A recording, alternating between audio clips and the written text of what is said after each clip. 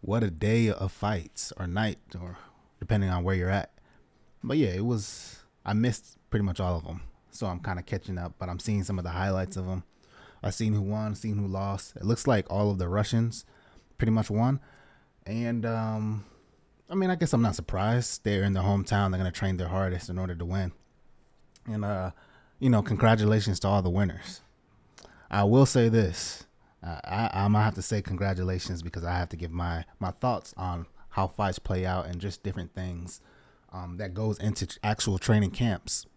It's not about, oh, I just got off of the couch and I'm gonna play devil's advocate and be the person of excuses because I honestly I would have liked to have seen more in some of these situations.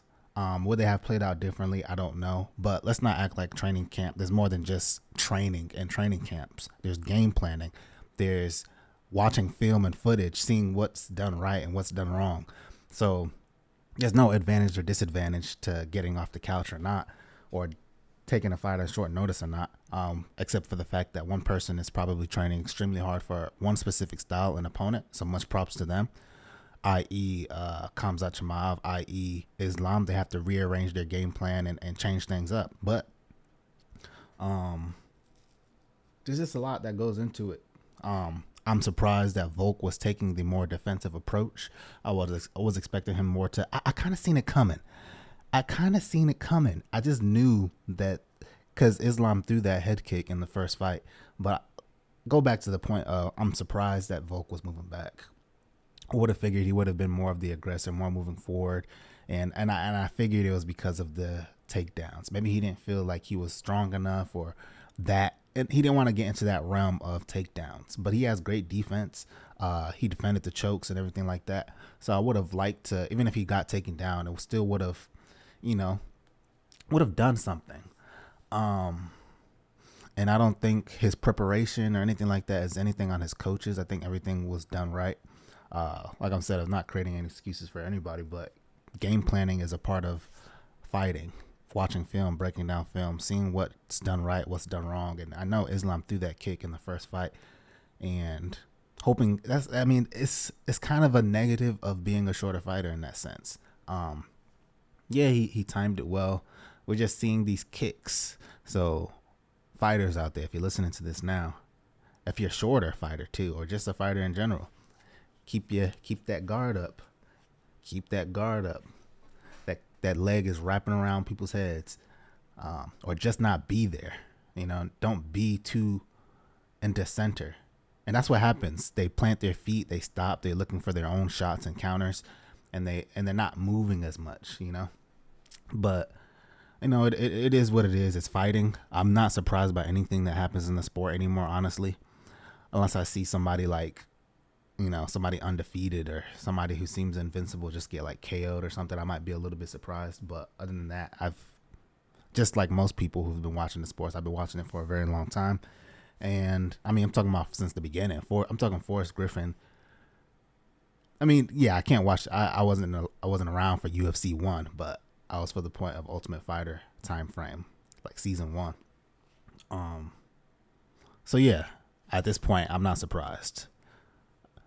Great fights. Kamaru Usman, would he have been able to defend the takedowns? Probably not. Even with the time frame, but he was definitely in shape. He's definitely prepared. He looked good. Unfortunately, is Khamzat a better wrestler? It's not a wrestling fight. Put him on a wrestling mat, and let's see how things play out. But it's an MMA fight. Kamaru was trying to stand. Khamzat wanted to go for takedowns, and that's just what it is. In a boxing fight, Kamaru destroys Khamzat. And come on, guys, if we watch the fights, I'm only going to talk about the fights that I've seen. If we watch the fight, Paulo Costa would have ate him alive, no doubt about it. I think he would have stuffed his takedowns too. So there's levels. Styles make fights. There will always be the case in any situation. Styles make fights. Islam, he's looking pretty invincible right now. Like I stated in a previous video, it's very hard to to make major adjustments, especially for someone like Charles who got choked out and he pretty much quit for the most part. It would be hard for him to make a lot of strong adjustments in that fight. And I think his way of winning would be in the stand-up.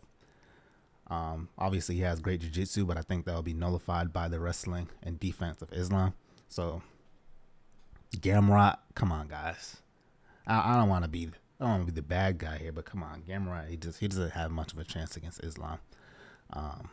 He looks all right. You know, he ain't got the it factor. He ain't got the it factor. I'm sorry. I believe he trains hard. I believe he has a good camp and good coach. I believe those things, but I just don't believe he has that it factor to really, you know, not only be a standout, but win the title. Who else we got there? Justin Gaethje. Obviously, we know what his chances at winning that fight. And I think it will be a similar approach that he took with Khabib, which is he has no choice but to move back. He knows that his wrestling and his wrestling defense is not going to catch up to the wrestling skill or sambo skill of Islam. He knows this. So I don't really see that fight turning in Gaethje. And I like Gaethje. I like all these fighters, but it seems like the Russians are taking over. And what is there besides training extremely hard on your wrestling, which is possible? What else is there is the skill. They have to raise the level of the skill, raise the level of the cardio to be there, raise the level of the defense, because the takedown is going to happen. But obviously we're trying to make it not happen. Just a lot of drilling. It's going to be a lot about technique. Obviously a lot about strength. Dang, it's always funny. It's always an era of fighters. At one point in time, it was Brazilians that were all champions, or a majority of champions. At another point in time, but at this point in time, it looks like the Russians are taking over. So, you know, we'll see what happens, man.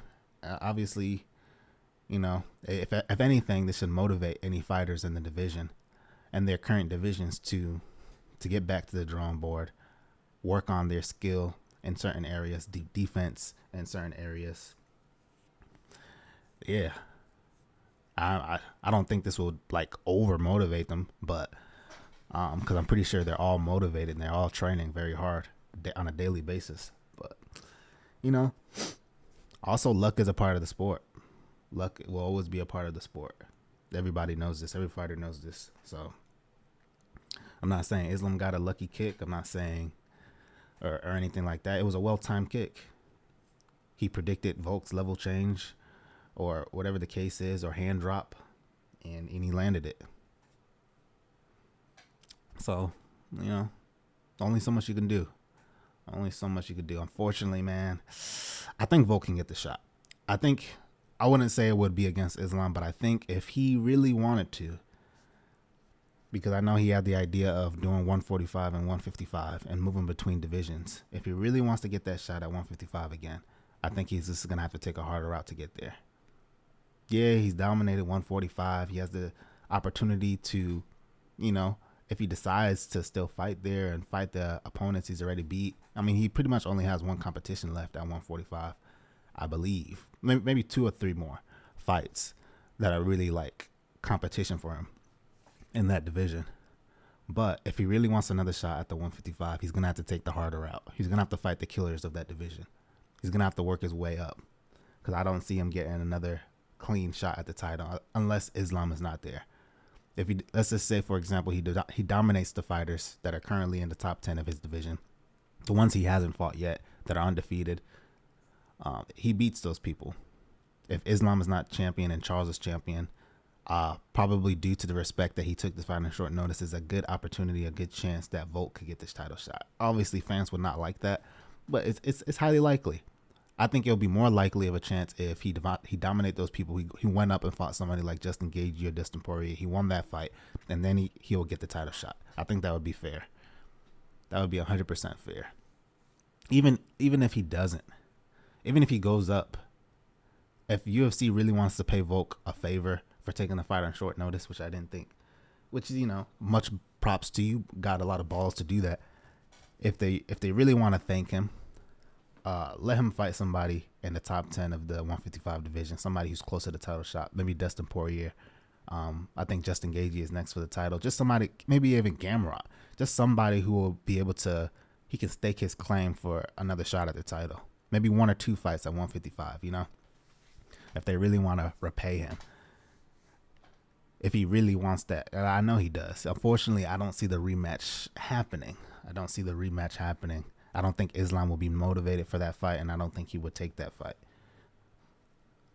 Obviously, there's minute adjustments that could be made on many levels for Volk to win that fight. And we know Volk can win this fight. We know he can.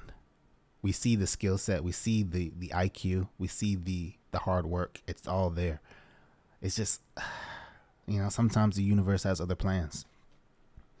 But if he wants the shot, I say he fights somebody, a killer in that division, to stake his claim for another shot at the title. Maybe even unfortunately, I think Islam just wouldn't take the fight. I don't think he'd be motivated. I don't think he would want it. So even if he goes up and he defeats people like Justin Gaethje and Dustin Poirier, or even Gamrot, I don't think Islam would be up and ready for that fight. But he wouldn't have a choice because the UFC will make him do it. But, would people even be excited about that? There's a lot of factors that go into play. But yeah, it's definitely possible. If Volk continues his streak at 145 and he decides to move up and fight some tough competition, I think the UFC owes him that for saving the card, for taking the fight in the first place. There's many fighters. Fighters will always accept the fight. Yeah, they're already in training camp. They fight many people. They spar different people. It's easy to accept a fight when you're already in training camp. It's harder for somebody who hasn't been in training camp to accept a fight. So yeah, we can give all the props to fighters taking a fight that they weren't supposed to fight, but it's different. It's different on both parts. Don't get me wrong, because you have to shift your mind. But yeah, maybe I'll watch the other fights. It looked like they were all finishes anyways. So there's not really much to watch, but yeah, they're gonna have to up there. They're gonna have to go to I don't know. They're gonna have to do more. I think the 2-on-1 that Leon did. See, the problem with the 2-on-1 that Leon did against Kamaru Usman in order to stop the takedown, it doesn't work if they're able to level change quickly and grab a double leg. And you're not able to anticipate that. It doesn't work in that case.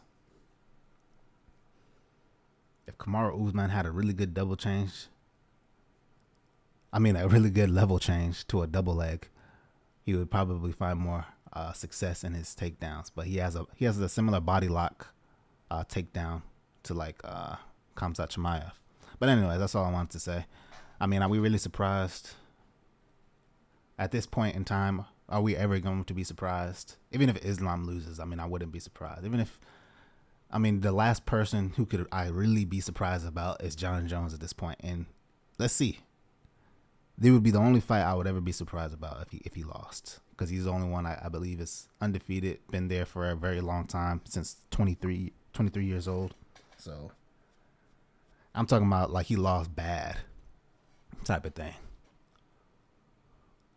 Like a Ronda Rousey type of situation, then yeah, I would be shocked about it. But anything outside of that, it's the sport. It's luck. I'm not saying John Jones is this lucky being or anything, or he's not possible to defeat, because we've seen glimmers of him being defeated before. But just the course that his career has taken, and a lot of the fights he's dominated and won, and just a lot of factors, then I'll be surprised.